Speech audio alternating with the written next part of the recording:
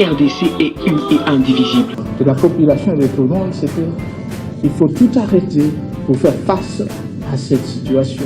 Et que nous ferons de cette terre richement bénie un réel havre de paix, de prospérité et de progrès social.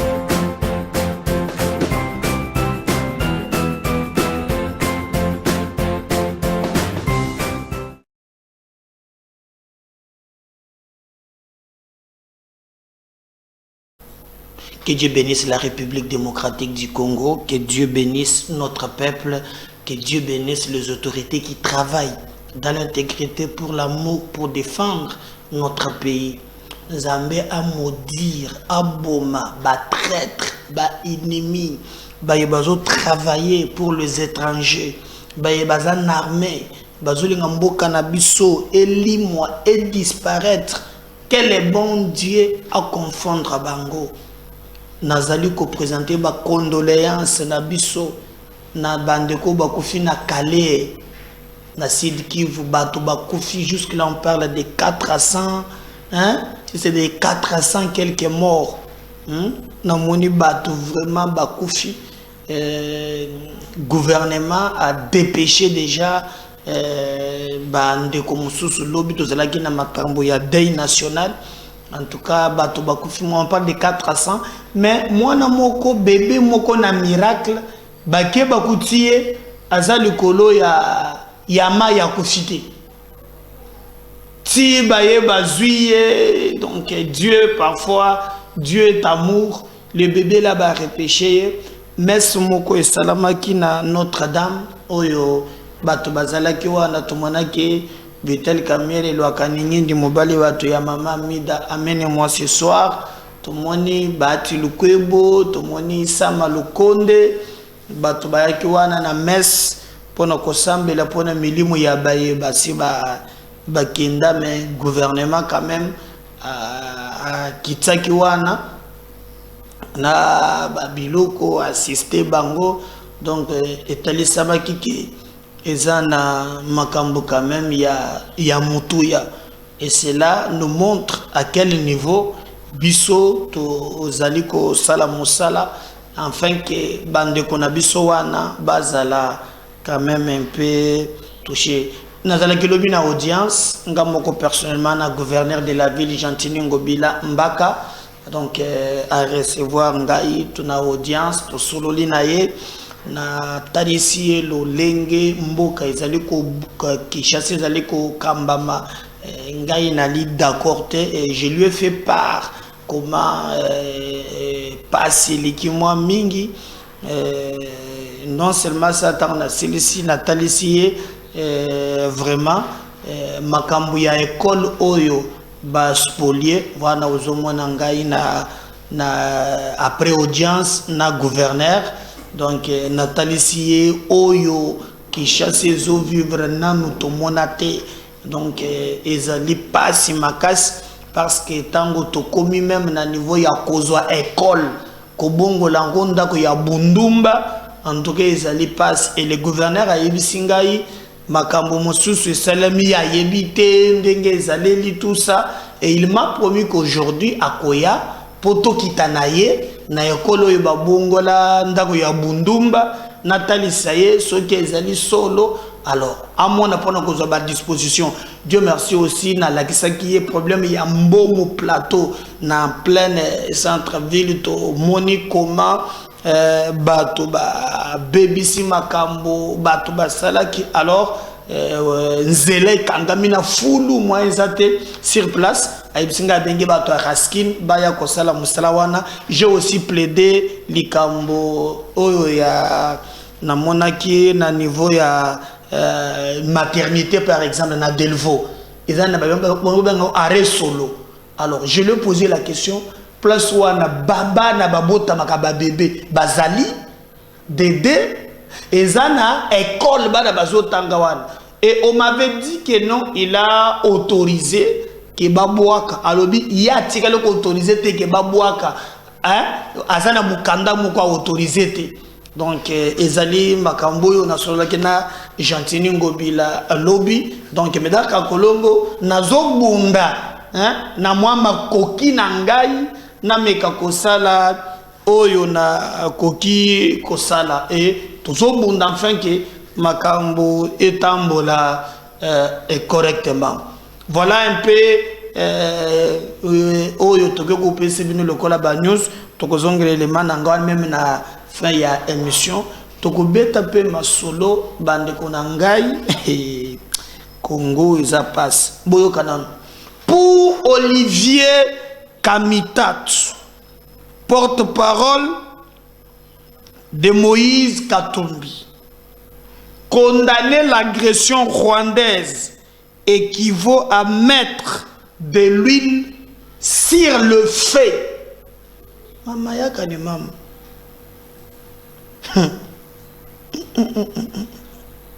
Na bandeli lisusu. Pona Olivier Kamitatu, omona tie cravate ya bleu wana. Yenda azali porte-parole ya Moïse Katumbi. Alobi condamner l'agression rwandaise, hein? Ndenge Rwanda a koteli na nzela ya M23. Ndenge azoboma, ndenge azosasa. Ko condamner maloba na ye eza lokola kokamata mafuta kotia na moto. Sikoyo, même les Congolais baza autour ya batoyo boyoka makambo. Mboka na bino eza agressé. Mboka na bino batouché yango. Non seulement n'importe quelle agression, on tue, on pile au minéré parce que bato babo sanate Kamitatu azalaka président y a Assemblée nationale, il y a transition. Et puis transition, bah 1 plus 4, nini, il y a un président, il y a Assemblée nationale. Et, aïe bien, il y a quand même les Congolais de père et de mère, baza parmi bato oyo baboyaka yango.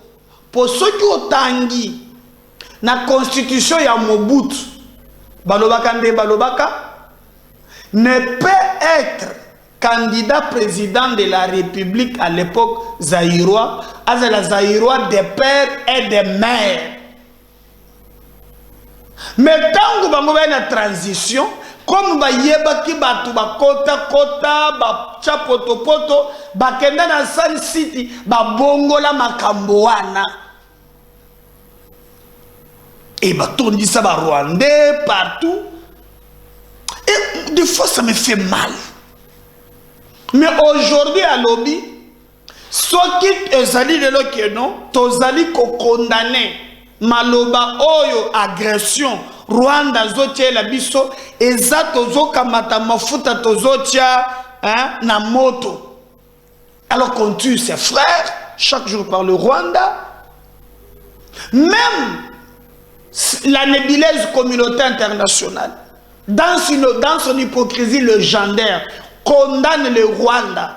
Mais Kamitatu alobi, soki bozali ko condamné, kotanga Rwanda kaza agresseur, et zalo tozotia mafuta na moto.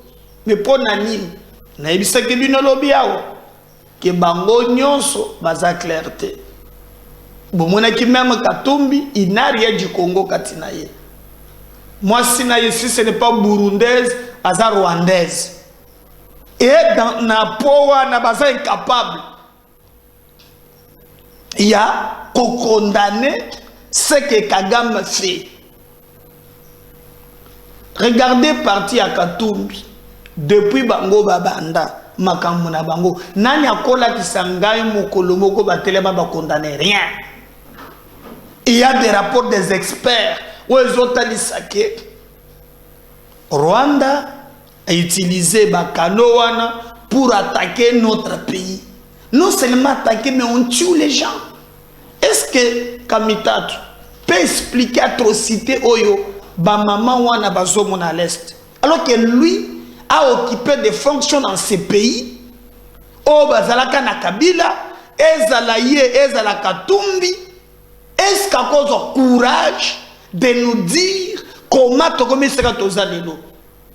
Parce que même quand on parle de Tshisekedi, mais Tshisekedi hérite Mboka na Etanine, armée Yandengenine. Regardez seulement à cause que Tshisekedi a boyi co-signé des documents ou bien les accords na M23. Vous avez vu campagne de diabolisation.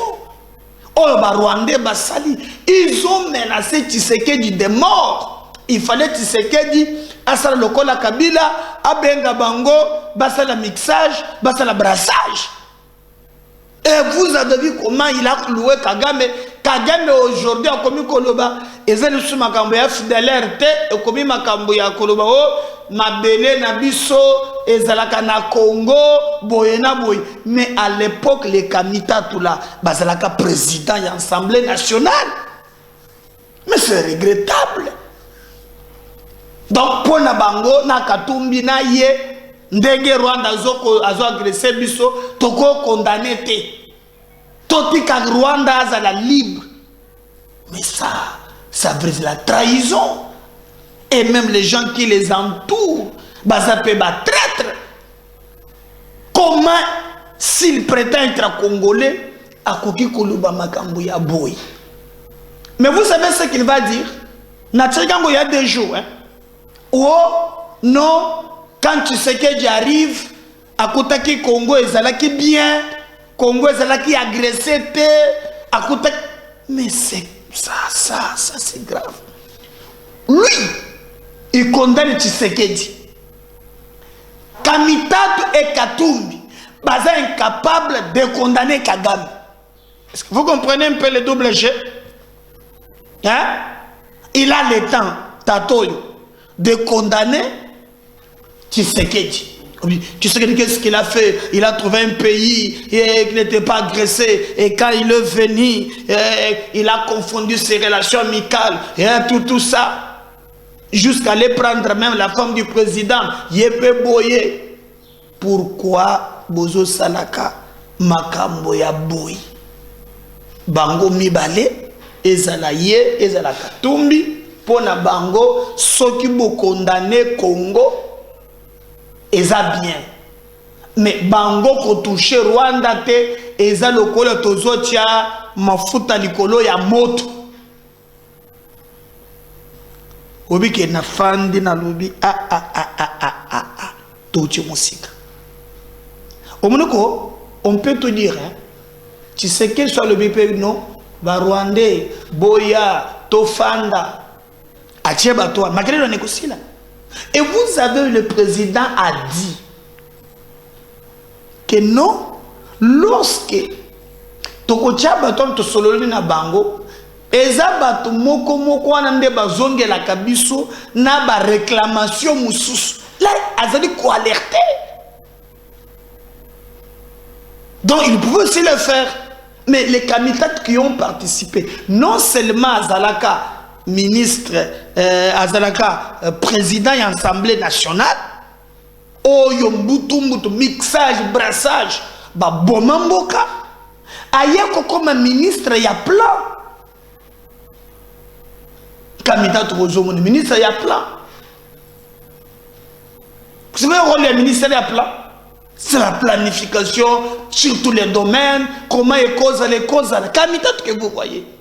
Mais aujourd'hui à l'objet, pour lui, ce que Tozu Moussala, il y a condamné Rwanda, et ça le col Tozu la Moussamakam, et ça bien été une photo cajolée Rwanda. Bino Batuboza na parti Oyo. Hein? Ce que vous avez Congolais, Boye Baké, c'est parti n'aime pas les Congo. Ces gens, na jaraba discours, na ba comportement na bango, bazali contre les Congo. Je n'ai jamais vu un patriote qui a occupé des fonctions si sensibles. Votre pays agressé. Yo zolo bakeno, ce que tu as condamné Rwanda, tu as mafuta na moto. Alors, si on ne peut pas défendre le pays agressé, bino bozalaka sensible na likamboni. Kaka Katubia comme président. Makambuya, vous avez mobilisé les gens ici. Hein? Oh, Totelema, Batubabima, Batuba Salabo. J'ai vu des choses impossibles. c'est pas correct. C'est pas correct. Et moi, je pense que tout ça là est fort. Tout bunda pour te Congo nabiso et Kendele Bosso. Congo nabiso et Kendele Bosso. On ne va pas rester là, hein, en train de cercle d'ici. C'est pas normal. C'est pas normal. Alors, je vais vous laisser suivre. Il ne condamne pas Kagame, mais Talama Kamboazolo. Pour lui déjà, Congo c'est là qui a agressé. Parce que nous ne pouvons pas bolanda Kabango. Boutre Bango Moutoun. Lorsque des fêtes, Yam 23 et Salam prétendit victoire militaire. Mais est-ce que Kamita peut nous dire, na Ouganda et pas Museveni, gouvernement Bakenda qui Kosalanine, quel est l'accord qui a été signé? Et plus tard même, l'M23 va revendiquer cet accord. Je peux citer quelqu'un qui était là à l'époque, Martin Kobler. Pourquoi on ment? Pourquoi on dit des choses? Pourquoi? Et les gens ne comprennent rien. Kamitato Salisoni. Boyoka, celui qui lui condamne, c'est Tshisekedi. On va revenir juste après. Mawa. Félix Tshisekedi ne trouve pas un État agressé. Ah, il le dit tout le temps. Non, quand il arrive au pouvoir. Oui, absolument. Oui. Est-ce que l'État est agressé? Non. Bon. À partir du moment où il ne trouve pas un État agressé, pourquoi a-t-on agressé l'État quand il avait confondu les relations personnelles, amicales, fraternelles avec les relations d'État?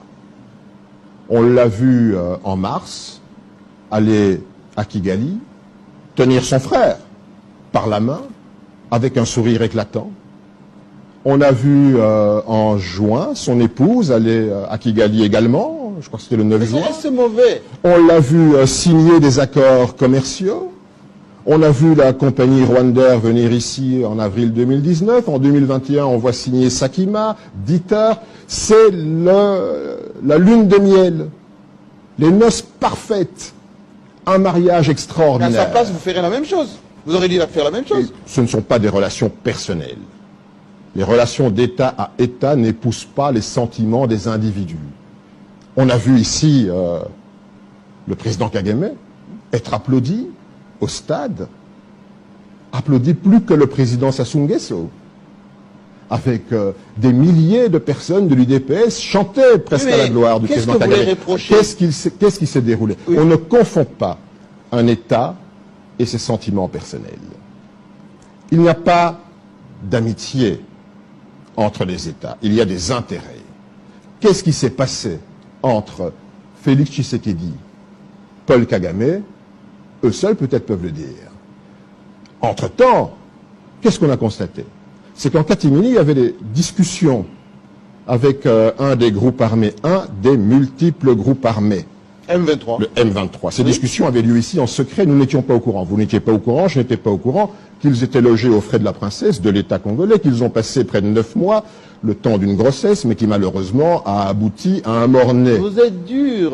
Non, je ne suis pas dur, c'est la réalité. C'est vous qui êtes dur quand vous dites que nous n'avons pas invectivé. Mais vous ne citez pas les Rwandais comme agresseurs. Partons d'abord.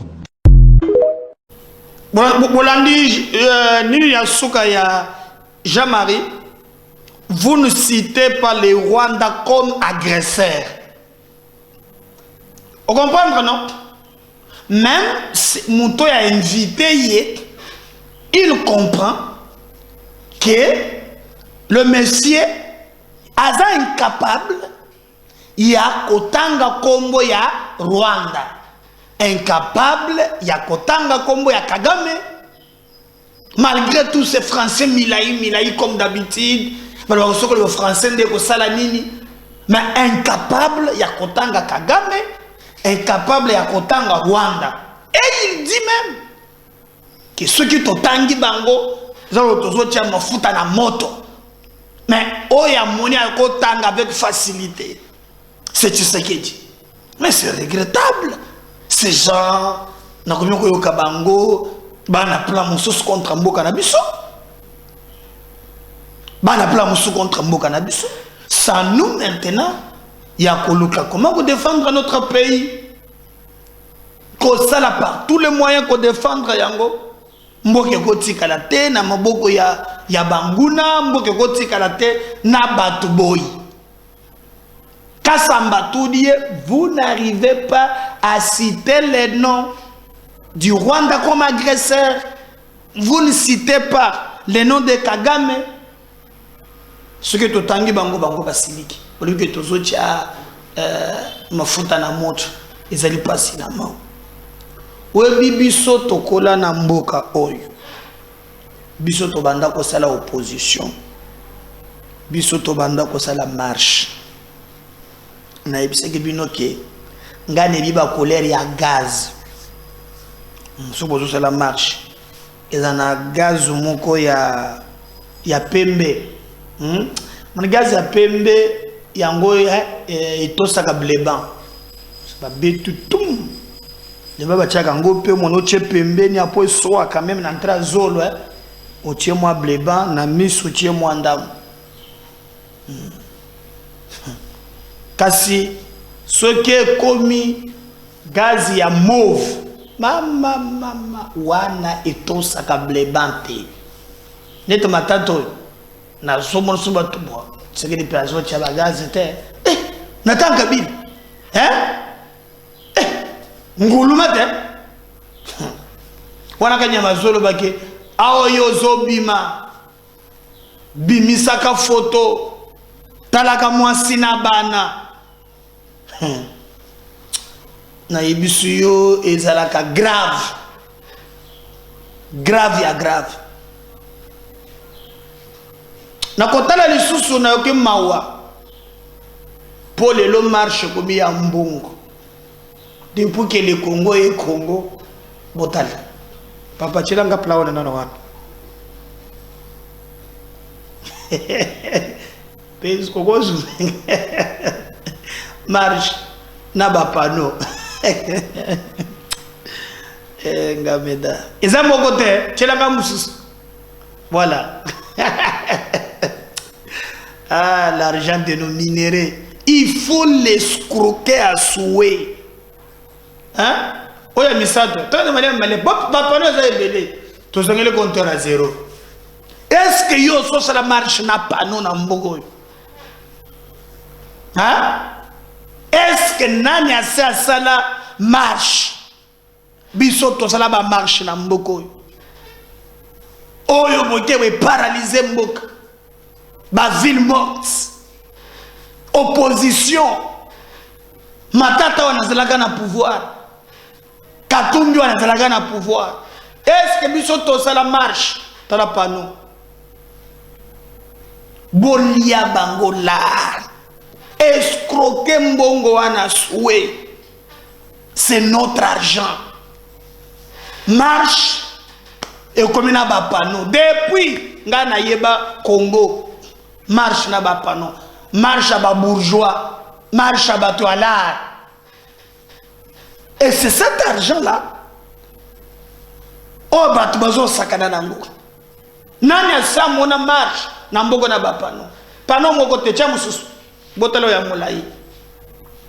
Kisha se tondi na ba pano. Ah, musu yango wana. Kisha se tondi na ba pano. Tumi ko la marche na ba pano. Et vous savez combien coûte les panneaux? Oui, il y a minene moi. Donc, je suis comme bongo. Parce que tu m'as un bongo. Mafa benda bolia yango. Escroquer quand il monte à l'obaki. Il faut l'escroquer à souhait. Il faut l'escroquer à souhait. Il faut escroquer tout. Nous sommes en ango. Ah, et ça bon et ça bon, il faut l'escroquer à souhait. Nanu na monate marche na bapano depuis. Ba réunion se multiplier, ba tout bazar de gauche. Sikoyo yo sala ka marche na Katanga na Lubumbashi. O kokite Lubumbashi lisusu. Tu nous as fait croire, c'est toi Dieu le Père. Alors, mais n'a pas si même des raisons. Personne ne contre les Katanga. Il ne faut pas menacer la République. Maintenant que Bozawa, la limite n'a pas mon ami. La limite n'a pas mon ami. Donc, mon tabac s'est venu de sous-souter. Awa, le Bumbashi baton. Nalanda ki mwana ya Kyungu. Lolo, ce qui Lolo. Kyungu 4. Namoni pe na bato na ye mwana ya Kyungu alobi ya soutenir Félix, bien qu'alobi qu'il y a une insécurité organisée na Katanga et autres. Aujourd'hui ce n'est pas encore oh bakosa kibino oh Katumbi oh soka les Katanga va se diviser. Vous avez le résultat. Akimi Katanga aye ao akumi kusele biso ba marche na ba pano mbongo musolo l'argent. Donc l'argent m'embête.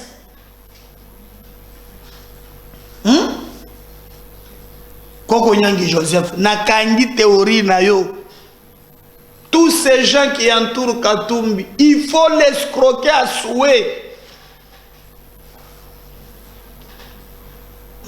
Martin Fayolo a scellé mitinga attaque moi traquezate. Les lotala babambien affiche. Papa Boli a nabineza mbongo à Congo. Hein? Bolia mutobangi sebinote bolia matata za déjà na mwani na ipi azaya ya bokangolonzo ba million matata za na dedo azana mbongo ya côté côté za réalisation hein o bandako nyonso ya o bafutana ba azana ngo ozupe na o ya bokangolonzo lelo tozolo ka masangu bazana Katumbi wana tala Katumbi azana ngambo atomboli loboko matata pa azana kwen bache bango na bakwen oyo azumbonga ba minere nyonso hein siko ya kotoyo aliye ya Bukangalonzo siko oyo aza koto azopekisa batekela biso masango oyo pasali mbongo ya tuna na kanango masango nde batu boko tambola na bango mbongo eza elenge mbongo eleki Kongo ezate pano musu yango siko za munene na bawenzi biso to la marche na ba pano. Qui peut me mousser en Gowan? Qui peut me dire? Nana Goeb Sangai. Tout ça la marche n'a pas pano. C'est l'argent. Alors, Congo n'a pas profité. Madame Yango. Bolia! C'est votre argent. Na lobby, hein? Bolia Yango. Bodame Yango. Votre pano est ébélé. Partout. Qui chasse le Giboy. Eh. Papa, marche ça la makabongote. Hein? Oye na bambongo na yo tokolio yango. Marche ça la makabongote. Marche biso to sala ba marche, tu venu to bandaki ko tambola. Tambola ka bongote. Oye uti wapi? Tala bango wana. Bomoni siko ya tomboli loboko etel kalalenga moko moto sura na ba fiche voilà, bloqué voilà. Bomoni oya tomboli loboko yo. Nde mutu azopekisa batekele biso masango na Zambie tatoyo Kombo Katumbi. Là Moïse que vous voyez. Siko azana suka ndale mbongo ya masango oya kotoyo ya suka komo na matata mponi.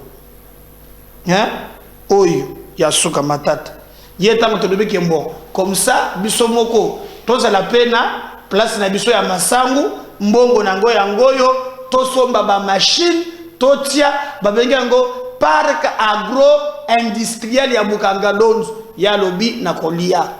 Siko ope ya suka akamati minere nyonso po asilisi. Ngoye mulu ndo lobaki keno ba montagne ya ba minere ya 40 tato ya suka Kombo Katumbi azuyango dans 2 ans. Azu biloko nyonso amemi na Zambie. Siko mikolo ya bisi Zambie o botekela bango masango te. Vous ne pouvez pas dire aleli non. Ce qu'on y a sous kazo lo bao heureusement que ngana sala ki bien na sinaria ki nanga mbongo ya corona masango. Ce qu'on tout chela bango pano et congolais mawa. Mafa mtozana katikati. Kangami mwana bakaboni po de mwana bachete. Matata montole boso akota na keneze la ki fayulu. koto akabole bango na musitu siko batie bango ye na pirier. C'est sanga pe bakole na mutone Katumbi. Pour ce sanga oyo azalaka déjà secrétaire général il y a regroupement ensemble ya Katumbi. Mais tant en 2018 à Sondola na ye Katumbi akeko batra campagne pour na Tshisekedi.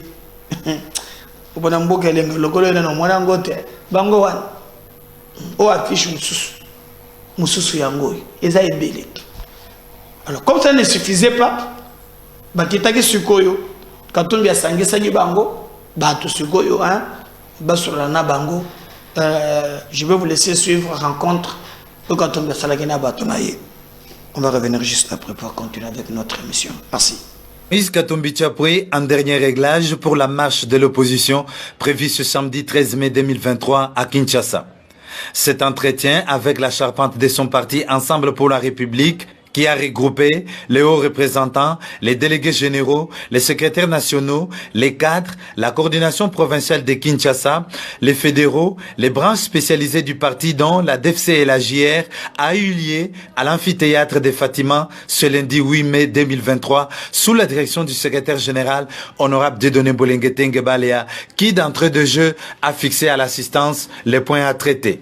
Comme organisation politique, comme parti, nous avons les devoirs de démontrer dans les rues de Kinshasa, sur le parcours qui a été posé pour les détenus, que nous sommes là. Maître Francis Kalombo, coordonnateur provincial du parti pour la ville-province de Kinshasa, a dit aux participants d'apporter des idées constructives pour la réussite de la marche du samedi prochain. La jeunesse des Ensemble pour la République JR étant l'épine dorsale du parti.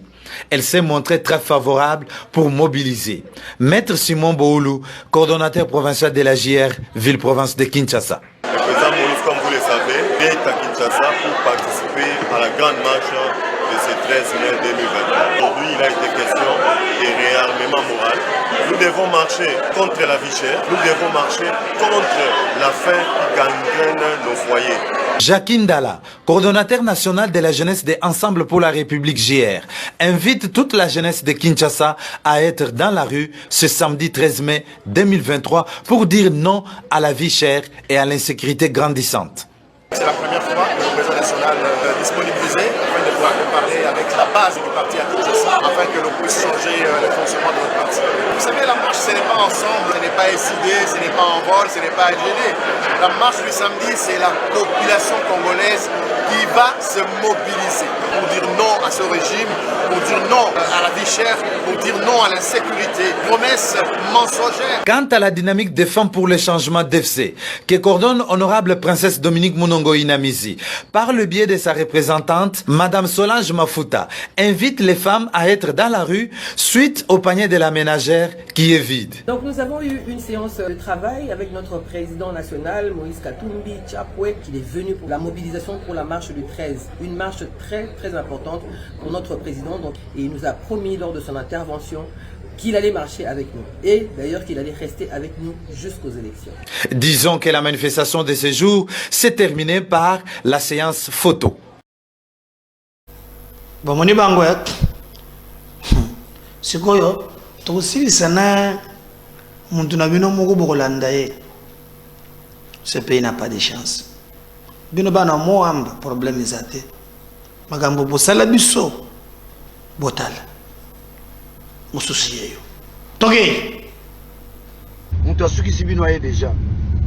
Katumbi zongisa ye na kananga. Katumbi zongisa ye na mujima. Muntu asukisi bino aye deja. Katumbi zongisa ye na kananga. Katumbi zongisa ye na mujima. Katumbi zongisa ye na kananga. Katumbi zongisa ye na mbujima. Papa Katumbi zongisa ye na kananga. Katumbi zongisa ye na mbujima. Force à toi Katumbi. Sili. Les 13, les Ah oui, hein? Merci maman Virginie. Katumbi Tchapwe. Et ton âme repose à les 13 fonctionnaires, enseignants, surtout que tu viens d'enseigner, tu vas te 10 000. Vous en avez marche. Kamba ngona bafuta bango mukie wana bando longola Espagne. Yo bakosa bango to bombela bino ta bango ba mikolo. Mbo pesa rajo moto bomba. Bo pesa bango ba bomba. Mboko yo. Tango ba ogegune komi oba detuna kango. Donc na biso esengo nazana ngo bana kin na bunda bitumba 18 ans na Kabila lelo China Rambo komi mutu na ngai place azali China Rambo l'espoir du Congo to compter na yo. Voilà. Ba yo mto ko yela biso juku ba tactique. Juku. Makambo. Juku. Marche za pacifique. Oya komeka bima pona yoki ba yuma moko bisa pete au marché bo suka kana na limité. Boya. Bo bima sko mukili. Boya, tozela bino. Ekomi mambo ya nzoto na nzoto. Bogomo. Esilia. Bobo maki kalala na marche ya Fayulu. Bobo makalala. Bo meka kutu te biso tozo bima pacifiquement. Mais avec toute la force de la population. Yo zana ba intérêt fachi. Yo ba nomo soki na carré minye nini. Yo ko no zombo na oya. Yo ba pesa ko sala boy. Kabuya ko sote bozo machette botema na kohydro. Nous allons vous écraser. Non mais ce qui fait mal bango bazo exploiter bino. Batinda rabino bo ki sango mo na Lubumbashi akufi bozo en charge azati. Ka exploiter. Kwa za théâtre nazaki pona ko de se stresser na suka. Voilà l'image. Il y a bon politique congolais. Je reviens à deuxième numéro. On parle sécurité et à SADC. Merci à tout à l'heure. Bye.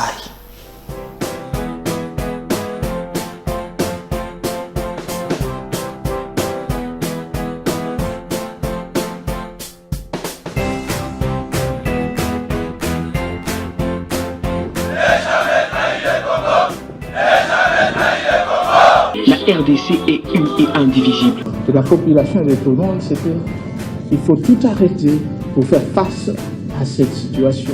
Et que nous ferons de cette terre richement bénie un réel havre de paix, de prospérité et de progrès social.